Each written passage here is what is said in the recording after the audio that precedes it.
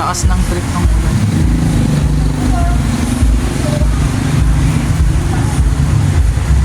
Hi, ako si Boss Win. Bukod sa paghahanap ng merienda sa gabing ito, kanina pa rin ako napapatanong sa sarili ko. Katatapos lang ng botohan. At ano kaya ang sasapitin ng bansa sa kamay ng mga nanalong kandidato? Ikaw na nanalong kandidato, sana hindi ka makalimot sa mga responsibilidad mo. Una sa lahat, responsibilidad mong maglingkod sa publiko. Baka naman ganadong-ganado ka noong kampanya. At nang manalo, ay para ka ng manok na bagong itlog. Puro paglilimlim na lang ang gawin mo dyan sa opisina mo. Kapag ganyan ka, kawawa kaming mga ordinaryong tao na umaasa sa iyong pamumuno. Isa ka ba sa mga ganitong klase ng mga kandidato? Kahit saan sa Pinas, may ganitong klase ng tao. Una, yung excited ka magpasa ng dokumento para tumakbo sa posisyon. Iikot ang puwet mo sa paghingi ng suporta sa tao. Laban na laban ka sa kampanya. Ganadong-ganado ka ipagsiksikan ng sarili sa pwesto. Talagang ipaglalaban mo yung sarili mo. At yabang na yabang ka sa harap ng ibang tao noong nanalo ka sa eleksyon. Pero pagdating sa trabaho, zero. Wala kang nagawa. Incompetent sa meeting, laging wala. Sa paninindigan, walang wala. Di nga kayang ipaglaban kahit nasa tama. Nasa tama na yung gagawin ha, pero hindi mo pa magawa. Sila yung sinasabi natin na walang ginagawang mali, wala ring nagawang tama. Kasi nga, wala talagang ginagawa.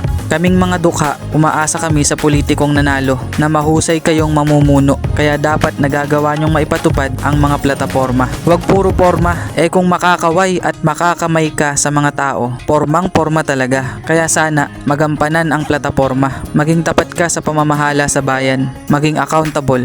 Accountability, mahirap yan. Pero dapat meron ka niyan. Noong kampanya lahat ng magandang kaganapan sa bayan mo inangkin mo. Kahit hindi mo project, sinabi mo ikaw ang nagpagawa. Kulang na nga lang pati yung paglitaw ng rainbow. Sabihin mo ikaw yung dahilan.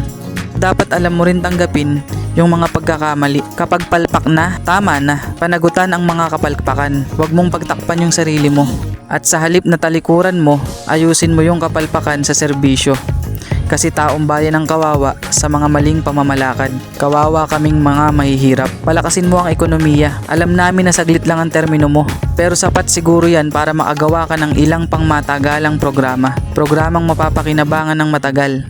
Mga resolusyon, ordinansa, trabaho, batas. Responsibilidad mong manguna sa pagsasaayos ng buong bayan. Buo, walang pinipili. Bumoto man sa'yo o hindi ka binoto. Pero dahil nanalo ka, lahat yan dapat pagsilbihan mo.